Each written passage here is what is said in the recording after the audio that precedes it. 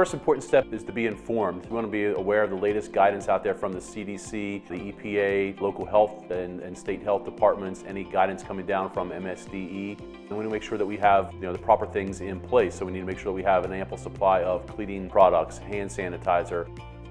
At this point, we have an ample supply. We have thousands of masks and gloves in stock, and we continue to order more to have those in place for when teachers return and when students return. We take a top-down approach. It's cleaning surface areas from high points down to low points. From that, we want to focus on cleaning and sanitizing common high-touch points. Make sure that doorknobs, desks, anything that's commonly touched or can be touched by students and staff are frequently cleaned and sanitized. Before schools closed, we switched over to a product called Awesome, which is an EPA-approved product for addressing potential COVID concerns and other virus concerns. It's important also for our staff who are cleaning up those areas to make sure that they have the proper PPE to wear when they're cleaning and sanitizing areas. We also want to make sure that our staff are socially distancing when they clean.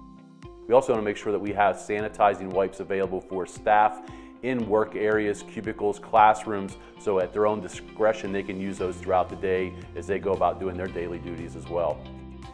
We've also been inspecting exhaust fans in restrooms, in kitchens and other areas of the building to make sure that we have ample ventilation in all of our buildings.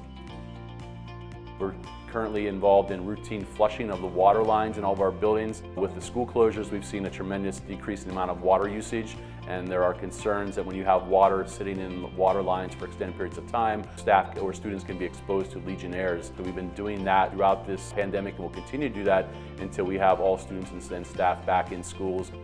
It's important for everyone to report any issues to their supervisor. They use technology such as See Something, Say Something to report those issues so that the proper people can then address any safety or security concerns related to COVID-19.